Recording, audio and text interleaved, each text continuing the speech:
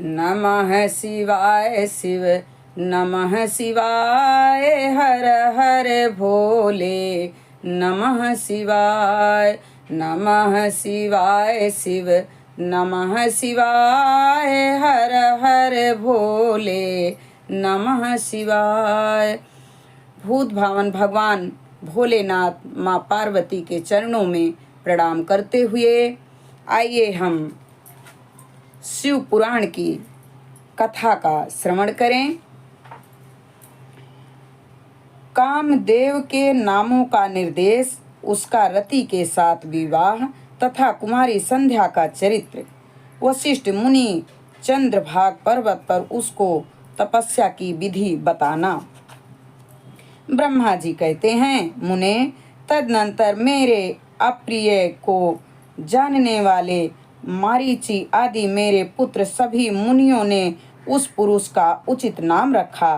दक्ष आदि प्रजापतियों ने उसका मुख देखते ही परोक्ष के भी सारे वृत्तांत जानकर उसे रहने के लिए स्थान और पत्नी प्रदान की।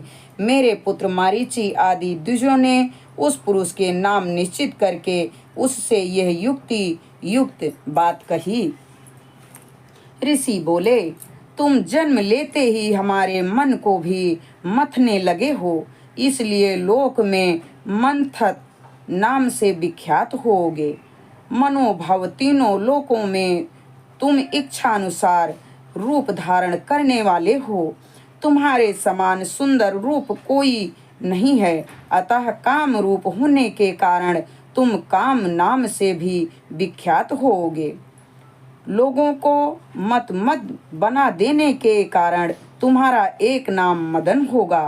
तुम बड़े दर्प से उत्पन्न हुए हो, इसलिए दर्पक कहलाओगे, और सदर्प होने के कारण ही जगत में कंदर्प नाम से भी तुम्हारी ख्याति होगी।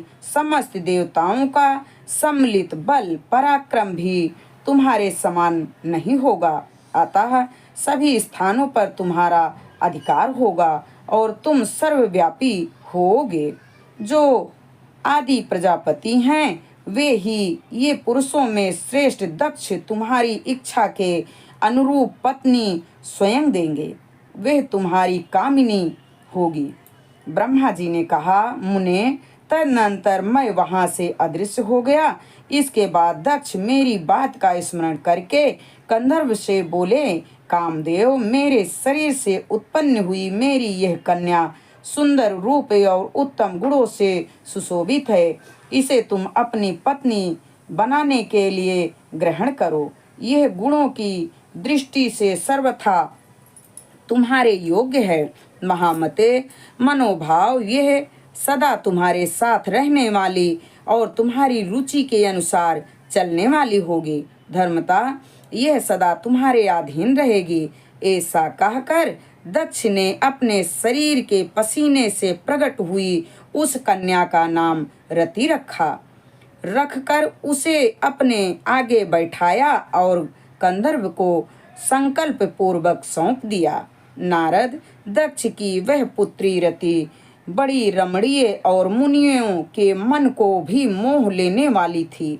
उसके साथ विवाह करके कामदेव को भी बड़ा प्रसन्नता हुई।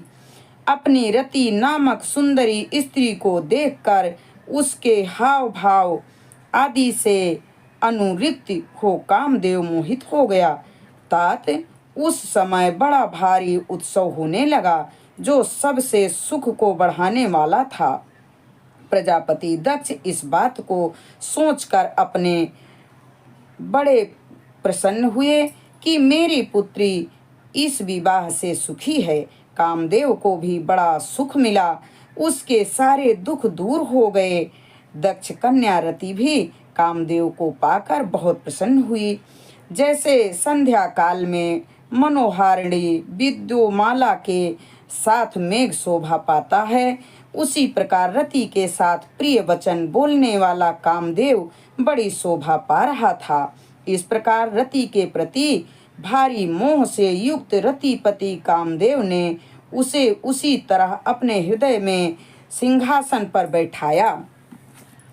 जैसे योगी पुरुष योग विद्या को हृदय में धारण करता है, इसी प्रकार पूर्ण चंद्रमुखी रति भी उस श्रेष्ठ पति को पाकर उसी तरह सुशोभित हुई जैसे श्री हरि को पाकर पूर्ण चंद्रमा लक्ष्मी शोभा पाती है। सूत जी कहते हैं, ब्रह्मा जी का यह कथन सुनकर मुनि श्रेष्ठ नारद मन ही मन बड़े प्रसन्न हुए और भगवान शंकर का स्मरण करके हर्ष पूर्वक बोले, महाभाग विष्णु शिष्य महामते विधाता, आपने चंद्रमौली शिव की यह अद्भुत लीला कही है।